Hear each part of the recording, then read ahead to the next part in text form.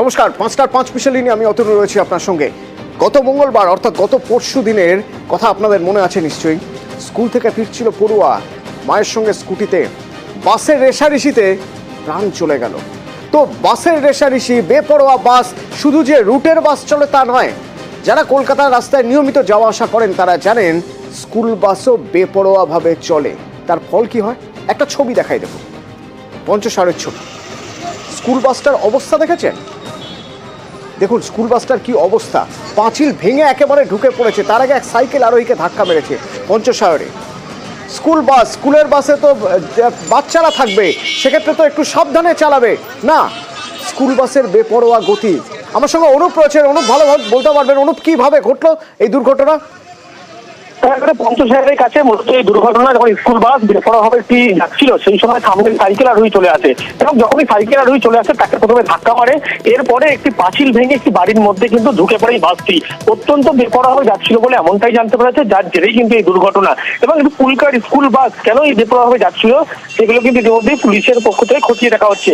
এবং যখন এই বাসটি আসছিল সেই সময় কিন্তু যে সাইকেল আরোহী সে কিন্তু একেবারে রাস্তার সাইড দিয়ে যখন যাচ্ছিল সেই সময় কিন্তু এই ঘটনা ঘটে। এবং ঘটনা ঘটার পরবর্তী ক্ষেত্রেই লক্ষ্য করা যায় যে এই বাসটি নিয়ন্ত্রণ হারিয়ে একেবারে একটি পাঁচিল ভেঙে সরাসরি বাড়ির মধ্যে প্রবেশ করে। এবং এই ঘটনা ইতিমধ্যেই বাসের চালক, তাকে যেমন জিজ্ঞাসাবাদ করা হচ্ছে, অন্যদিকে বাসে স্কুল স্টুডেন্টরা ছিল, তারা যে সময় দুর্ঘটনা ঘটে সেই সময় কিন্তু বাসে প্রত্যেকজন পড়ুয়া কিন্তু একেবারে ছিল, যদিও তাদের কোনো আঘাত বা কোনো কিছু লাগেনি, এমনটাই কিন্তু পুলিশের পক্ষ থেকে স্পষ্ট করা হয়েছে। যদিও বাসে যখন এই ঘটনা ঘটে তারা কিন্তু একেবারে অত্যন্ত ছোট ছিল, ক্ষুদ্র পড়ুয়া ছিল, তারা কিন্তু হতভম্ব হয়ে পড়ে। পরবর্তীতে তাদেরকে সেখান থেকে উদ্ধার করা হয়। ধন্যবাদ। ভাবুন একবার, বাসে পড়ুয়া রয়েছে, তারপরেও এরকম বেপরোয়া গতিতে স্কুল বাস বেপরোয়া গতিতে চলে। শহর কলকাতায় এ ছবি নতুন নয়। পুলকার বেপরোয়া গতিতে চলে। কতটা বেপরোয়া গতিতে, যদি ধাক্কা লাগে ধাক্কার অভিঘাতে এইরকম হাল হতে পারে। অবস্থা দেখুন, এটা পুলকার, দেখে বোঝা যাচ্ছে। আর এবং যখন দুর্ঘটনা হয় তখন ভিতরে এক ছাত্রী রয়েছে, সেও আহত, চালক আহত। ধাপার কাছে এই ঘটনা ঘটেছে আজ। ধাপার কাছে এই দুর্ঘটনায় পুলকারের অবস্থা দেখুন কি হয়েছে, একটা কন্টেনারে ধাক্কা মেরে দিয়েছে।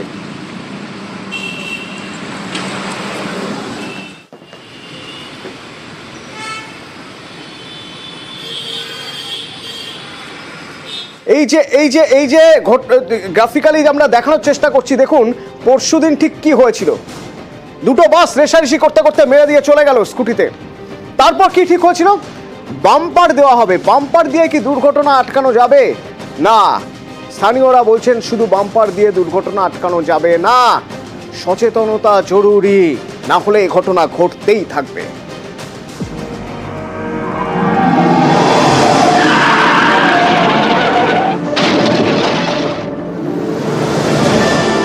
সল্টলেকের রাস্তায় দুটি বাসের রেষারেষি, এর জেরে স্কুটারে ধাক্কা। স্কুটারে মায়ের পিছনে ছিল ক্লাস 4-এর পড়ুয়া আয়ুষ বাইক। দুর্ঘটনায় তার প্রাণ যায়। এর পরের দিনই ঘটনাস্থলে তৈরি করা হলো স্পিড ব্রেকার। সল্টলেকের সেই 2 নম্বর গেট এলাকায় 3টি স্পিড ব্রেকার তৈরি করে দিল বিধাননগর পুরসভা। শুধু এই স্পিড ব্রেকার তৈরি করে দিলেই কি দুর্ঘটনা রোখা যাবে? বাসের রেষারেষি কি বন্ধ করা যাবে? সচেতনতা কি তৈরি হবে? স্পিড ব্রেকার দিয়ে একটা রাস্তা চওড়া করলাম, তারপরে স্পিড ব্রেকার দিয়ে সারা রাস্তার গতি শ্রথ করলাম, এটা তো কোনো কার্যকরী ব্যবস্থা হতে পারে না। বাস কেন এরকম হুড়োহুড়ি করছে? এখানে পরিবহন ব্যবস্থার ত্রুটিটা কোথায়? বাসের যে প্যাসেঞ্জার, সেই প্যাসেঞ্জার আগের থেকে কমে গেছে। ভাড়ার আগে যে নিয়ন্ত্রণ থাকতো সেই ভাড়ার নিয়ন্ত্রণ নেই।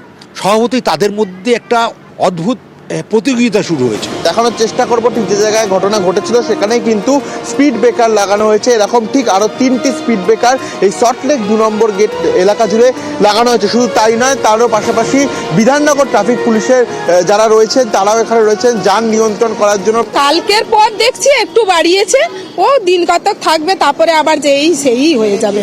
বাম্পারে তো কোনো সলিউশন হয় না, ওখানে নির্দিষ্ট পার্মানেন্টলি পুলিশ বাড়ানো উচিত। অনেকগুলো স্কুল আছে, বিকালবেলাটা প্রায় পুলিশ থাকেই না। আমার মনে হয় স্কুলের সামনে এরকম একটা ঘটনা, এটা কিন্তু বরাবরের জন্য পুলিশ দিয়ে রাখা উচিত। মঙ্গলবার দুটি বাসের রেষারেষির পুলিশ স্কুল পড়ুয়া, তারপরেও সল্টলেকের বিভিন্ন রাস্তায় একই ছবি, সেই বাসের রেষারেষি। মুহূর্তে আমরা দাঁড়িয়ে রয়েছি বিল্ডিং মোড়ে, অর্থাৎ ব্যস্ততম জায়গা সেক্টর 5 যাওয়ার যে রাস্তা, সেখানে কিন্তু চোখে পড়ছে এই বাসের রেশারেশির দৌরাত্ম্য। এত র্যাশ ড্রাইভিং করে এরা, তার জন্য তো ওভারটেকিং এর একটা সবসময় থাকেই ওদের র্যাশ ড্রাইভিং এর জন্য, কারণ একটা বাসের সাথে আর একটা বাস ওদের আবার কমিশনের ব্যাপার থাকে, সেটা তো আমার মনে হয় সবার আগে বন্ধ করা উচিত। ঘড়ির কাঁটায় সকাল 10টা, একেবারে অফিসটাই সেক্টর 5-এ প্রবেশ করার যে মূল মোড় উইপ্রো মোড়ে সেই একই চিত্র বহাল রইল। গতকাল যে দুর্ঘটনা ঘটেছে সল্টলেকে, কিন্তু এখনো সল্টলেকে বিভিন্ন জায়গায় সেই বাস ওভারটেকের মতো চিত্র দেখা মিলছে। হ্যাঁ, বিরাট দুর্ঘটনা ঘটে। শোনার পরে তো একদম খুব সাবধানেই চালাচ্ছি। হ্যাঁ, আগে করতাম, ওই ছেলের ব্যাপার এই জন্য করে, কিন্তু এটা তো ঠিক না। একটা দুর্ঘটনা ঘটে গেলে তো আমরা বুঝতে পারছি, আমরা অনেক সচেতন হয়ে গেছি। ঘড়ির কাঁটায় এখন 11:30, আমরা রয়েছি ইতিমধ্যে হাটকো মোড়ে। এখান থেকে ঠিক 900 মিটার দূরে গতকাল ঘটেছিল সেই ভয়াবহ দুর্ঘটনা। সকাল থেকে কিন্তু একই চিত্র চোখে পড়ছে, বিভিন্ন জায়গায় সল্টলেকের বাস ওভারটেকিং এর চিত্র কিন্তু ফুটে আসছে। এবং শুধু তাই নয়, এখানে নির্দিষ্ট বাস স্টপেজ থাকা সত্ত্বেও যে বেসরকারি বাসগুলি রয়েছে তারা কিন্তু ওই যেখানে সেখান থেকে প্যাসেঞ্জার তুলছে। খুবই সমস্যা হয়, বাসে বলা হয় যে আস্তে চালাও, কিন্তু ওরা কথা শোনে না, জোর জার করে আরও বললে বেশি করে, ওভারটেক করে একে অপরকে। বাসের মধ্যে লোকজন সবাই পাবলিক চেঁচামেচি করে, আস্তে চালার, বাচ্চা আছে, আমরা ভয় লাগছে, কিন্তু ওরা যে যার সে তার মতন চালিয়ে যায়, ওরা একটাও কথা শোনে না। মঙ্গলবারের দুর্ঘটনার পরেই মুখ্যমন্ত্রীর নির্দেশে বৈঠক ডেকেছেন পরিবহন মন্ত্রী। বৃহস্পতিবার বৈঠকে থাকতে বলা হয়েছে সরকারি ও বেসরকারি বাস সংগঠনের প্রতিনিধিদের। ক্যামেরা রাজীব সিং এর সঙ্গে রৌনক দত্ত চৌধুরী, নিউজ 18 বাংলা।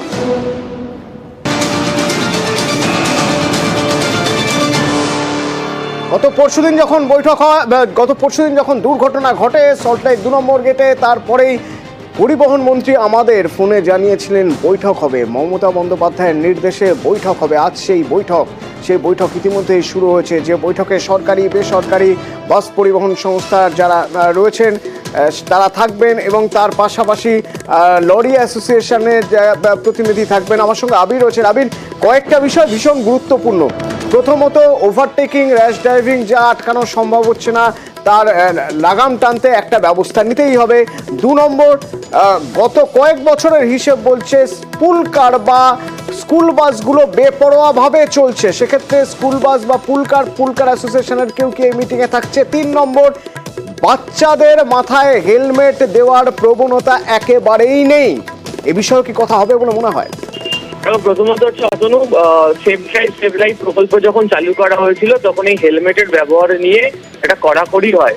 বিভিন্ন সময় অবশ্য দেখতে পাওয়া যায় যে হেলমেট নিয়ে কড়াকড়ি কতগুলি জায়গাতে, কিন্তু যারা বাইক রাইড করেন, স্কুটার যারা চালান, তারা যদি নিজেরাই সবসময় ব্যবহার না করেন তাহলে সেক্ষেত্রে তাদের যে সচেতনতার অভাব রয়েছে সেটা পরিষ্কার। আজকের বৈঠকের ক্ষেত্রে অবশ্য সেটা উঠে আসতে পারে, তবে মূল যেটা বিষয় আজকে হতে চলেছে সেটা হচ্ছে যে বাসের রেষারেষি এবং তার জেরে যে দুর্ঘটনাটি ঘটছে। বিভিন্ন বাস সংগঠনের তরফ থেকে পরিবহন দপ্তরকে এর আগে বলা হয়েছে, নগরায়ণ দপ্তরকেও বলা হয়েছে যে ক্রমাগত রাস্তাতে তাদের পক্ষে যে গাড়ি চলাচলের জন্য যে স্পেস সেটা অত্যন্ত কমে গিয়েছে এবং তার কারণ হিসাবে তারা অনেকে বলছেন বহু জায়গাতে হচ্ছে যে বাসের রাস্তা দখল করে অটো টোটো এই সমস্ত রয়েছে। আবার এই অভিযোগও উঠেছে যারা বাসের যারা চালক রয়েছেন, যারা একটা সময় খালাসি ছিলেন, যাদের বাস চালানোর অভ্যাস নেই, তারা জানেন না, উপযুক্ত প্রশিক্ষণ নেই, তারা রাস্তাতে বাস নিয়ে বেরিয়ে পড়ছেন, সেগুলোকেও দেখাশোনার মতো কোনো জায়গাতে নেই, বিশেষ করে বেসরকারি বাসগুলোর ক্ষেত্রে। এবং যারা বাসের যারা চালক হন তাদের যে প্রশিক্ষণের ব্যবস্থা রাজ্য সরকার যখন করে দিয়েছিল, সেই প্রশিক্ষণ পর্বে কয়েকজন যোগ দিল, পরবর্তী সময় নতুন করে বিশেষ করে কোভিড পরবর্তী সময়ের পর এই ধরনের চালক তারা নেই এবং তাদের প্রশিক্ষণের জায়গা তো হয়নি। এবং যতক্ষণ না পর্যন্ত কমিশন প্রথা উঠছে, যে যত বেশি যাত্রী নিতে পারবে, টিকিট বিক্রিতে আয় করে নিতে পারবে এবং বাসের চালক কন্ডাক্টর এদের নিজেদের মধ্যে যে যোগসাজশের যে জায়গা, তার পরিণতিতেই রেষারেষি, ফলে একই রুটের মধ্যে। ফলে স্বাভাবিকভাবে আজকে সরকার যেমন কড়া মনোভাব বা নীতিদের এখানে বৈঠকের ক্ষেত্রে দেখাতে চলেছে, ঠিক একই রকম ভাবে হচ্ছে পর্যাপ্ত যে রাস্তা, সেই রাস্তার দাবিও বাস সংগঠনগুলির তরফ থেকে রাখা হবে এবং যে কারণে হচ্ছে রাজ্যের পূর্ত দপ্তর এবং নগরায়ণ দপ্তর এই বৈঠকে থাকতে চলেছে। তবে মনে করা হচ্ছে এই বৈঠক থেকে কোনো একটা রফাসূত্র বা কোনো একটি এসওপি বা গাইডলাইন তৈরি করা হতে পারে। আর দ্বিতীয়ত হচ্ছে যে আইন যারা ভঙ্গ করবেন তাদের বিরুদ্ধে যে কঠোর বা কড়া ব্যবস্থা রাজ্য সরকার নেবে, সেই বার্তাও আজকের বৈঠক থেকে তারা রাখতে চলেছে সরকারের তরফ থেকে। ধন্যবাদ আবির। এবং সেটা আজ পরিবহন মন্ত্রী বৈঠকের আগেই স্পষ্ট করে দিয়েছেন। অন্য একটি অনুষ্ঠানে ছিলেন, সেখান থেকেই পরিবহন মন্ত্রী বৈঠক প্রসঙ্গে বলতে গিয়ে কড়া বার্তা দিলেন। দিলেন যে এই বৈঠকে তারা সিদ্ধান্ত নেবেন যে আইন ভাঙলে এবার যাতে আরো কড়া শাস্তির ব্যবস্থা করা যায়। আমি কলকাতা দিয়ে যখন যাই আমার মাঝে মাঝে দেখি যে একটা বাস আর একটা বাসকে ক্রমাগত চেস করছে এবং ওভারটেক করে যাত্রী নিচ্ছে। আমি দুবার করে আমার সিকিউরিটিরা তাদের ধরেছে যে এটা হচ্ছেটা কি। তো আমরা এটা কড়া শাস্তি বন্দোবস্ত আমরা করছি। এবার আমরা ড্রাইভারকে যুক্ত করব যে বেপরোয়াভাবে গাড়ি চালিয়ে এবং ওভারটেক করে প্যাসেঞ্জার নিতে গিয়ে যদি কোনো মৃত্যু হয় তাহলে ড্রাইভারের নামে কিন্তু খুনের মামলা রুজু হবে, আমরা তাকে ছাড়ব না। আবার নতুন করে খবরে আরজিকরের অপারেশন থিয়েটার ওটি, তার উপরে ফলস সিলিং ভেঙে পড়লো হুড়মুড়িয়ে। কিভাবে, কোনো ক্ষতি হলো, কতটা, জানবো বিরতির পর। সঙ্গে থাকুন।